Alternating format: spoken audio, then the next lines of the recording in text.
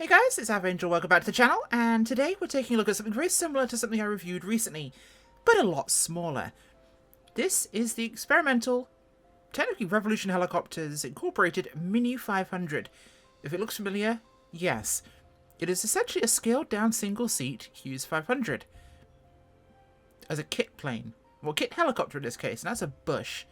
So, we'll stop looking at the bush. Well, in fact, we'll go outside here. There's a lot to talk about with this helicopter. I should always grab my controller before I start doing a review, shouldn't I? Yes, we should. So, I'll just get us a nice camera position whilst we take a look at this from the outside. But this helicopter was first produced in 1990, and it was designed, like I said, just replicate a scaled-down Hughes 500.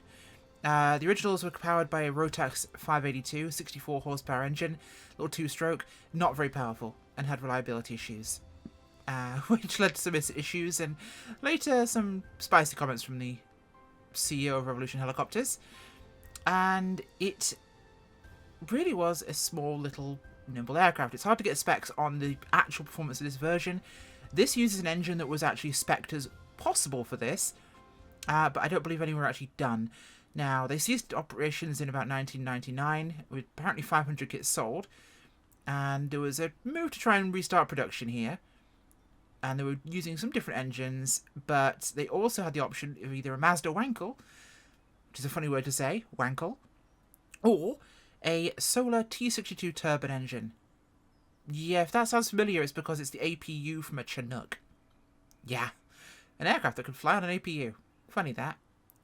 So I will say, build quality on this is fantastic. It looks very good. We expect good quality from the Got Friends guys. I purchased this one myself. It is $15, and I always love supporting those guys. They make fantastic products. I don't think there's anything of theirs I haven't bought. Again, my own money, because they really do good work. Now, I just love the fact that that can happen in the sim. Obviously, we're missing a couple of things we're expecting with Sim Update 12, which will be things like the twist grips, the proper clutch mechanics. All those will likely come along, and we'll get to see more and more things. So, this one has a lot of features, and I'm going to tell you through them now. We have 20 liveries shown here. Can you guys hear me all right? And we also have, obviously, the realistic Solar T62 engine dynamics, computational fluid dynamics, custom wire sound pack, 4K liveries, again expected, visual effects of downwash, landing, combustion, heat, precipitation, and icing. We have systems persistence for the MGL pages. We'll show you those. Avionics suite selection. Compass installed and removed. Vibration effects. Tablet. We have headphones. Doors. Door visibility. We have animated rotors and components expected. Multiplayer visible rotor animations. Animated skid animation flexing. That's odd wording there. Animated skid animations. I'd hope the animations were animated. Custom MGL avionics with 7 pages, I'll show you that. Exchangeable suites in flight. Vibrations from the cockpit. Adjustable trim for hands-free flying. Removable doors with sound design in mind. Workable headphone simulation so you can have an audio jack in and deaden sound. Animated pilot fully compatible with the Asobo characters. New tablet. We have safety awareness lighting, removable compass. Xbox checklists, Xbox support for controller. We have 2 liveries and versions, we should say, you can get with the website exclusive versions. If you get it from the marketplace, it won't have these. But if you buy it from their website directly and support those guys straight up, you not only get faster updates, but you also get a Hunter version and a Stealth version with little miniguns on there. And the Hunter one has a compound bow and its camping equipment. Really cool little stuff. Okay, enough fluff with this. We're going to have a quick look around inside because there's a lot to see in here. So as we see here, we have a tablet, which you can hide with this. So we have our map, we have tools. This is the usual area tablet. So we have our normal functions in there. Now, down here, we can click and hide our cyclic, which is cool. We'll need that in a second. That's our rotor brake, which is unlocked currently. That's our fuel guard valve, which is closed. We'll need to open that anyway. We'll actually keep that closed. Headphones, on and off. We'll leave those off for now. Doors can be removed or added. So if we're to go outside, you'll see the doors are not there. And you have Okay, the pilot isn't doing anything in this view, but that's because I'm obviously disconnected from the controls. If I was to go like this, into this view, obviously, pilot is animated. Well, it's close. Okay, so down here we also have the doors there. We have dash lights on and off. And we have the avionics stack change, which takes us from this here to this. Which is pretty cool. I like that. Got our V-speeds there to worry about. Aerobatics highly encouraged. We will try that. Oh boy, are we going to try that. It's our clutch. That's not really functional at the moment, the way things operate.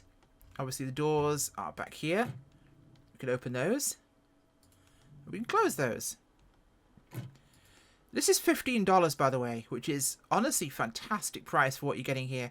Texture and build quality is lovely. Options, the manual's great, has lots of information. Here's the MGL avionics, by the way. And we have our fuel range and time. We have landing accuracy, which gives us vertical speed, drift, etc. Radar altimeter. We have engine details there. We have other inputs and data on performance. Really compact, nice way of actually handling all this information. So that is good to see. Let's get this thing started up and take a spin in her. That's our governor there. That's our starter. So make sure everything is... No, wrong button. I did a stupid. I ticked over my my little starter on my yoke, which unfortunately actually hit start. Well, we'll pretend we just press the start button because that's all that actually is. Fuel's on. N1's up, so we should be actually getting an ignition here.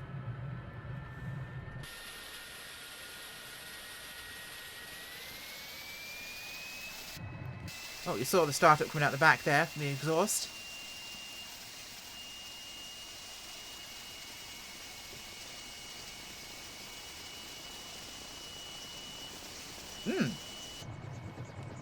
I like the fact the vibration here is actually a factor. So I was going to go through my start checklist and actually go over all of that, but I'm an idiot and pressed the wrong button, so we skipped a step there. But just checking through some of these items for you here. So if I can see if I mentioned anything else in this review and look at some other items on my little list I've got to my side. Everything appears to be working as it should be with all this. So vibration effects knob is number 20 there. That would be here. So we can dial this to 0 and nothing. Or we can, you know, experience the full force of the universe. And everything jiggles. We're going to have everything jiggling because it's much more fun. So, really simple and functional aircraft to use. Let's take it for a spin and see what she can really do for us. So, just turn my head on here. Now, you'll find there's definitely a little bit of torque on liftoff. But it's not bad. And she's a very stable helicopter. I'm still terrible with helicopters, so you're obviously going to forgive me. I'm using a Honeycomb Alpha yoke here, so it does make things a little bit wonderful. But she's very, very easy to fly. Not super powerful, which does help you, of course. Head tracking is an absolute must, I think, for helicopters in the sim, because it really gives you that perspective that you need for flying helicopters.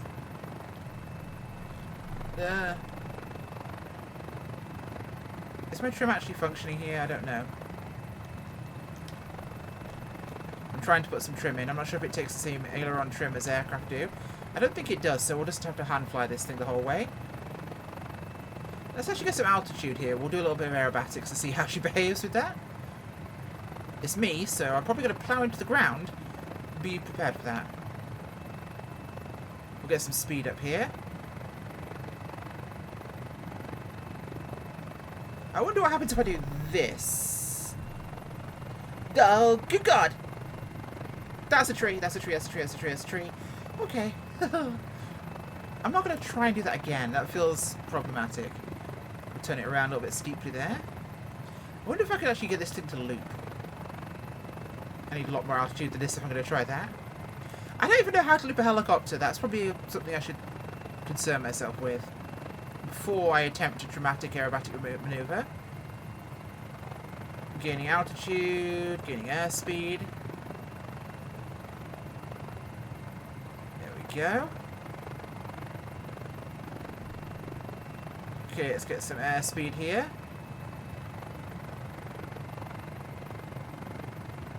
We'll see what this thing can do.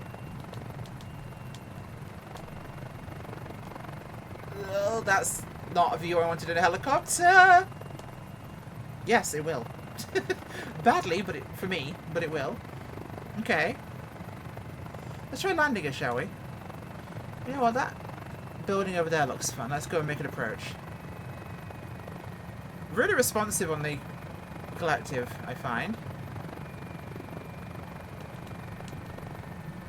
Dump my collective, pitch back to slow down. Pull back to slow down, I should say.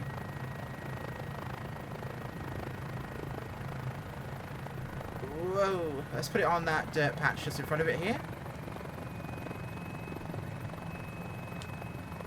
You'd probably be airsick if you're in this with me, but thank God it's a single-seater, and you don't have to suffer this with me. Now, compared to the 5... That's not quite the dirt patch. I want to be accurate with this one. Compared to the Cowan Sim 500, obviously it's a very different aircraft. It's much smaller, it's much less powerful, and it's much, I'd say, more agile because it's so small. But this is a very fun helicopter to fly. I'm not very good with helicopters, and I can manage this one pretty well. It's very cool, I find. It sounds great. Let's check out some of those features actually inside it whilst we do this. Headphones. On and off. Doors off a lot louder. Doors and headphones. Doors closed and headphones. Okay. It's not bad actually. I rather like this. And again, for 15 bucks, this is really hard to refuse as an option. We can turn the compass on and off. I like a compass. It tells me where I'm going. Where's those cows? I need to go make a milkshake. Where are they? Are they over here somewhere? Oh, there they are. I do like the tablet functionality. It really adds an extra depth of usability for this helicopter. There's our helipad, but we're not going to use that. We're going to go make a mooshake. The sound deadening is pretty impressive, actually, in this.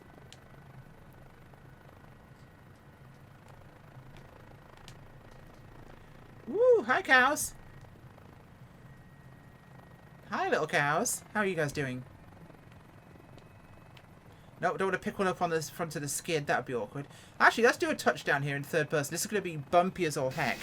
But I want to show you what the suspension compression looks like, because I've not seen it yet myself. Okay, it's pretty rigid. This is going to be god-awful flying. You're now in third person! The fact that I managed to actually keep this thing right way up is a miracle of the Christmas variety. This is actually really fun to fly. Like, I genuinely love this thing. I found the Cowan Sim 500 very, very touchy and very scary because it's so powerful. And really, really nimble. This one is much less powerful, way more controllable, and it gives you that Hughes 500 feeling without actually being in a Hughes 500, or a MD 500 I should say.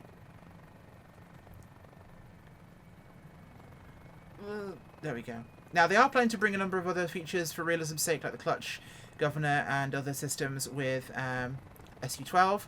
As soon as those features actually work properly. But for now, this is what we have, and I really, really, really, really like this. This is a lot of fun. Let's cut that fuel off there.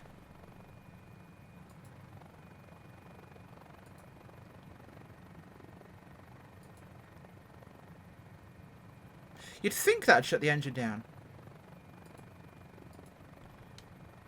You would think that would shut the engine down. I could be stupid. It's more than possible.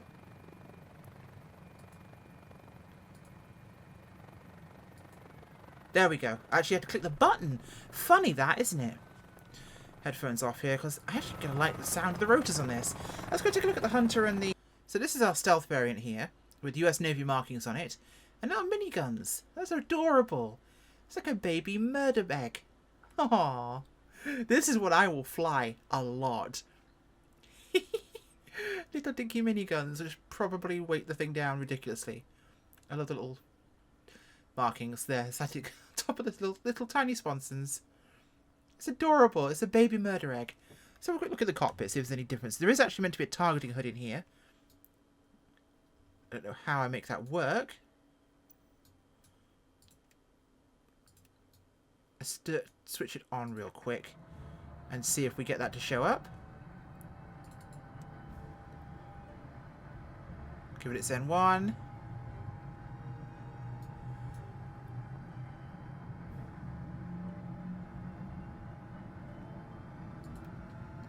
Give it its fuel.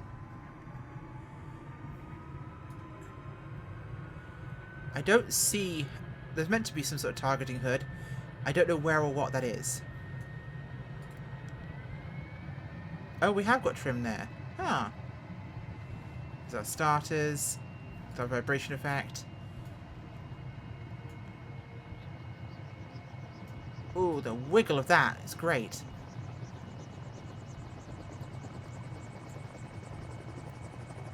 And the full sounds from the interior are lovely. That is really quite nice. I can't find the targeting HUD button, I'm an idiot, but either way, that sounds really good. That sounds really good. I love that, and the whole thing just looks cool, especially with the dinky little miniguns there. Let's have a look at the Hunter version, shall we? Okay, so we're in the interior of the Hunter version, and there's nothing that really looks different on the inside to this one, apart from you can see the camo exterior. Let's go out here, shall we?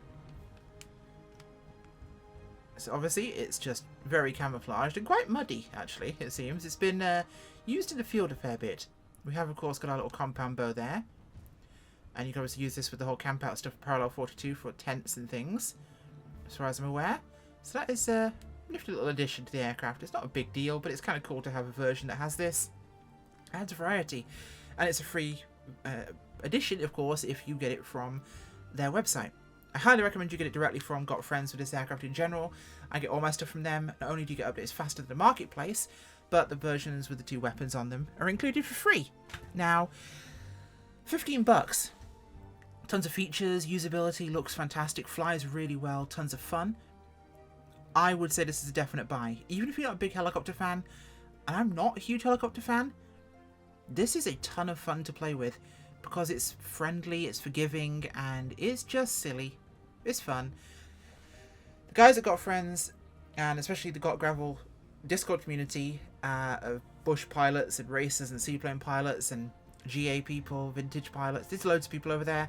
It's a fantastic community, and the Got Friends team make wonderful aircraft, and they have great community events over there. It's well worth checking out. Awesome people, awesome fun, and I will always try and support those guys where I can. They make good products as well. But I've yet to really have an issue with anything they've done. So, thank you for watching. Hopefully you enjoyed this, and go out and buy it. This is fun. This is what a developer can knock out for $15. This is really great value. Thanks for watching. Bye.